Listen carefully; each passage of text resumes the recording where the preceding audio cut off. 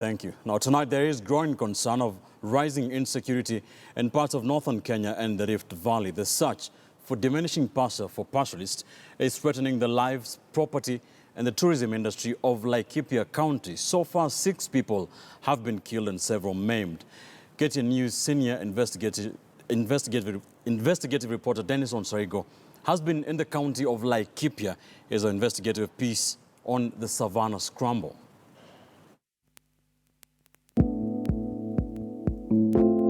Kupenduka hivi ndio wakumbe wanaingiza ng'ombe alafu wanakaa kungoja mtu akuja atoe ng'ombe kwa shamba. Na akanipiga risasi kwa mguu. Naambia mimi kimbia. Naambia mimi hakuna nguvu. Mimi hakuna nguvu ya kukimbia. Sisi tukaanza kupiga nduru, mama akasikia akatoka akaona moto anashika juu ya nyumba. Kauliwa hapo kama saa 2 hivi. Na mpaka saa hizi ni simba moja huwa tunapata ambaye ni collared na iko na watoto 2 out of the pride ya 30 ambayo inakuanga hapa hivi. I would say that the situation is under control.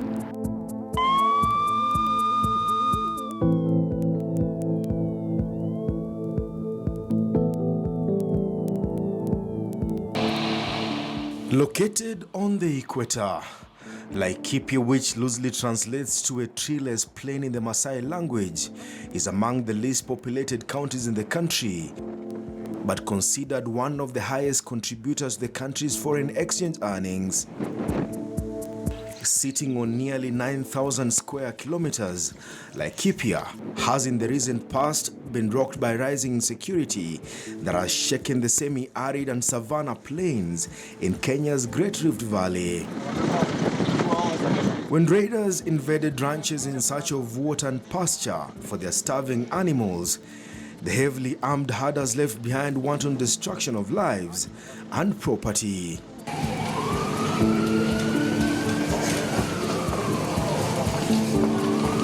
The biggest statement being the shooting of the area local police boss.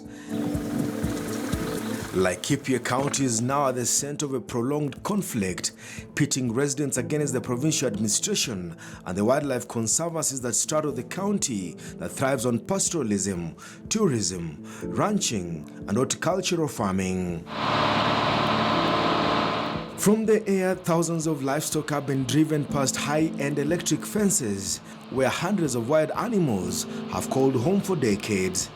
The herders are fighting over pasture and water. The outcome has been a deadly clash of guns, bullets, and tears. The first killing at this homestead in the outskirts of Rumoroti town. Armed raiders gunned down William Kariwa Lotome, a father of 8, one morning inside a ranch. This was 4 months ago. Ilikuwa wazee ilienda kuombana nyasi karaya kukomboa. Sasa ikapewa nyasi. Sasa wakaenda kuishi ndani ya hii shamba ya kifuko. Siku hiyo hiyo tu ikauliwa hapo kama saa 2 hivi. Sasa tukasikia mapunduki ikilia bande hii. Sasa tukajua ni mali watu imeishi. Sasa hiyo watu basi katuletea ripoti. The killing at the time, treated as an isolated incident, will later turn into 6 other killings as herders got bolder, raided more farms, driving their animals to the heart of the wildlife conservancies. Sasa naona boma yako ina ng'ombe. Hakuna. Silipelekwa. Sasa hivi unakula nini? Simi nakaa tu hapa. Nakula mbuzi moja ile ilibaki hapa kama mbuzi 10 hivi. Nauza ndio nipate chakula. His children, 8 of them, are now staring at a bleak future. The shed where the family had several cows is empty. The widow is stuck between feeding her family and educating them. Hakuna jina. Hujapea jina? Bado, nikitaka sana. Mary is rocking her 8-day-old baby. The baby, the community says, is yet to be given a name, was born inside the space here, occupied by the mother. The Manyata the mother had called home was torched, allegedly by security forces. Serikali akasoma, hata akasoma mlango ya nyumba na mimi niko ndani ya nyumba. Watu wakaniambia mimi hakuna nguvu hata. Asimi natoka hivi serikali nakaa hapa, ina nakaa mlango. Ngine akaambia ngine hata kama iko nini mtu mgonjwa choma. Mimi natoka akaambia mimi kimbia. Akaambia mimi hakuna nguvu. Mimi hakuna nguvu akikimbia. Enda huko kaa shika mtoto mzuri. Mimi akasoka mimi nashika tu mtoto hapa. Mimi nafanya tu hivi. Kastoka. Mary has been a victim of a group of ruthless administration police officers deployed to Rumuruti town, where tensions have been escalating. Hakuna hata kitabu, kuna hata kitu yote. Hata uniform hakuna, hata chakula hakuna. Hata kitu ya kufunika mtoto hakuna. So walichoma kila kitu. Kila kitu. Mpaka nguo. Mpaka nguo. Mary says all her earthly belongings were burnt to ashes. For the last 8 days, she has been sleeping out in the cold with the infant. The only garment for the baby is a piece of cloth she managed to escape with. 5 kilometers away, 10 other houses were burned down by heavily armed police officers. The herders here insisting security forces are targeting the wrong people. Those who have illegally invaded ranches here are still roaming the land. Amekuja tu akaanza kuchoma kila nyumba kwa nyumba. Hii nyumba imeshomea kama mama iko ndani. Sisi tukaanza kupiga nduru. Mama akasikia akatoka akaona moto anashika juu ya nyumba. Indeed, most of the housing structures burnt here are not inside the protected wildlife conservancies. Some huge tracts of land, such as this Agricultural Development Corporation land, now in the hands of powerful government officials, have remained undisturbed. Why are security agencies burning down houses of others, some of whom have occupied their current housing structures for so long? The problem with the locals who are put illegal structures on those corridors where animals move from one farm to another. So there have been also there have been an obstacle to the animal, free movement of the animal from one ranch to another ranch. So those are the people which we destroyed the structures. We had given them a lot of notices to leave those places, but they become adamant. So we are forcibly to push them out. Otherwise, we have not evicted somebody from his own legal farm. Hai, hata sasa wata mjakaza sijui kama 10. Ni samani sana. Kama ile 10 saidi. Ni samani. Hata vile wakati wa sambule kwa amepigana na Pokot, tulikuwa tunaishi tu hapa tu. Hakuna hata mtu mmoja alikuwa anaishi Matikari. The lead has delved into the alarming turn of events in Laikipia County. The conflict pitting communities here and large-scale land owners is far from over and stretches back decades. Local senior government officials charged that the latest incursion into ranches is an act of aggression fueled by politicians ahead of the August general election. Most parcels of land here have had their leases expire. Politicians are exploiting the development for political gain. The lead has obtained an audio clip where Laikipia North Member of Parliament Matthew Lembukel is heard rallying communities that reside here to rise up and do what he calls defending their land.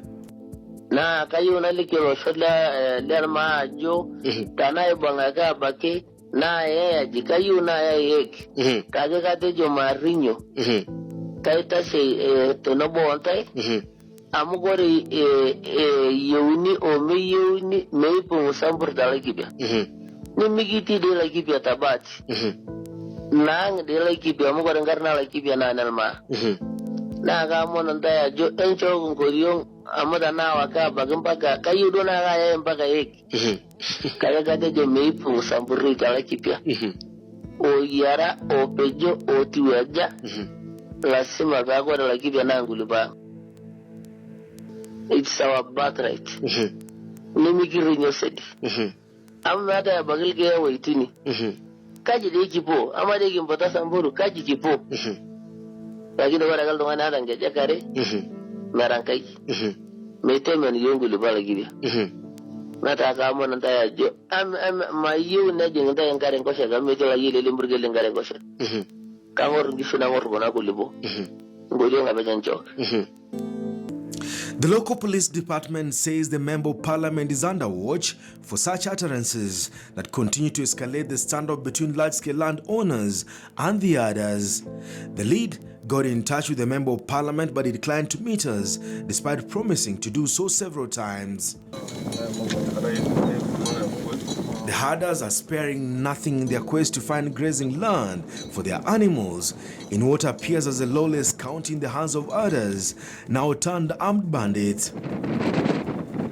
Stephen Lumero told the lead he came face to face with a group of armed herders who had invaded his farm.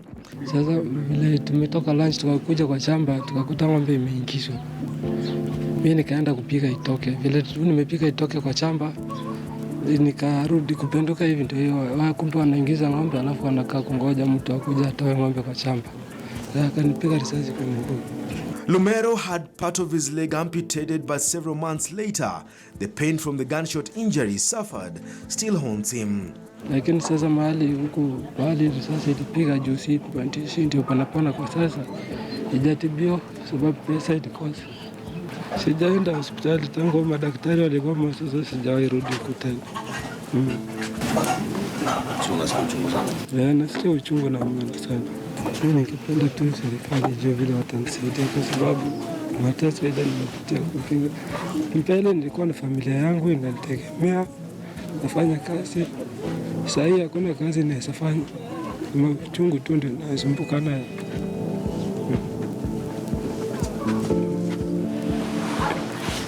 Lumero moved from his village to this village in Rumuruti town where he has been recuperating. The middle-aged man says no one has been held accountable for his shooting. Hakuna kitu serikali inaniambia hata kidogo.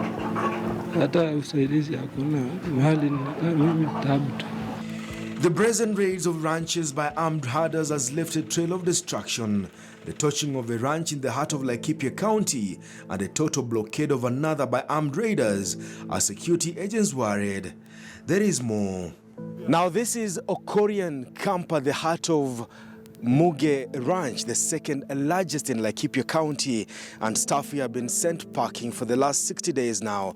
They had more than 200 confirmations of tourists who were supposed to be here, but because of the rising cases of insecurity, the camp has remained closed. I'm told another camp up that direction has also been closed because of these rising cases. It is not clear how long this is likely to take, but this is having a toll order, not only on the locals here, but the tourism industry in this part of the country. Tucked away in the heart of the biggest ranch in Laikipia is a tourist lodge that has now turned into a monument of sorts. The last time tourists arrived here was last year.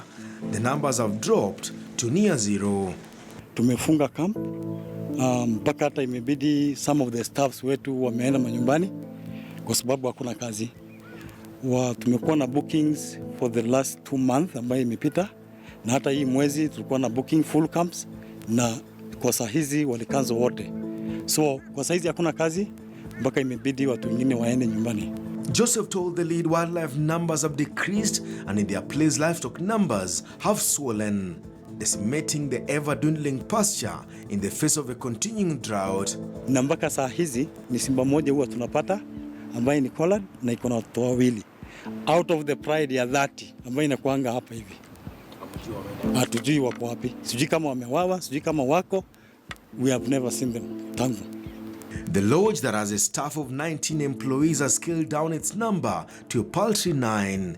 The future is uncertain for those who used to work here, but have since been told to stay at home until things look up. Ikiendelea hivi, mambo inazidi kuwa mbaya. Itakuwa mbaya zaidi mpaka inaona kama tutapoteza kazi. Sisi wengine tutapoteza kazi na wanyama watatoroka, na sijui situation itakuwa namna gani. Itakuwa kwa sababu inakuwa worse. Ndio, inakuwa worse. The invasion of the ranches by herders has been blamed on the drought that has hit part of Samburu County. But some residents insist there is a hidden hand in the clashes. Watu wengi hapa ni squatters ambao wanaishi hapa.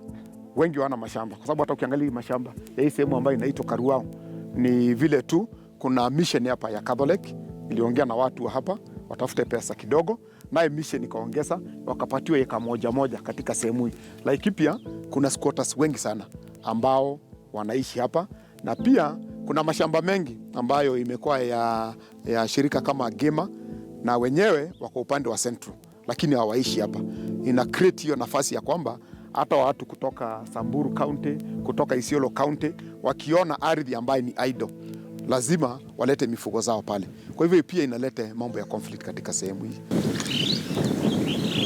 Most of the land here has remained unused, with the ranchers and herders drawn for the Samburu, Turkana and Pokot areas. Communities that have not seen eye to eye for decades now caught up in a tussle that gets more confusing by the day. Muge Ranch, that sits on more than 60,000 acres of land, has seen one of the largest invasions by armed herders in search of water and pasture. The invasion has left a trail of death and destruction. At the heart of the ranch, the lead catches up with this young man, Leyekule Kempe. In the company of his father, this young man has been on the road for several days in search of grass and water. Sisi hatuna bunduki na hatuna hata nini mkuki. Kuna hizi kitu sisi tuko nayo, tumerudia vitu zote. Tuonyea mjawa wanyama. Hatujaua kitu chochote. Hatujagusa chochote. Na mahali mmetoka huko watu wanaishi aje? Ukame ni mbaya sana. Ukame ni mbaya. Imezidi kabisa. Hata mbuzi saizi zimeisha, zimekufa zote. Drought, hunger is driving them down into Laikipia, a county now weighed down by thousands of animals. But at the heart of the ranch, dozens of animal carcasses litter the once attractive and much sought after tourist destinations. The latest killing was that of an elephant this past 1 week.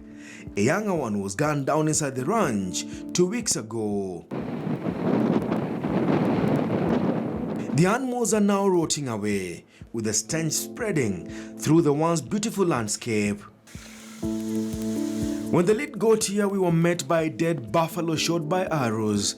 A tour guide told us the herders have now changed strategy.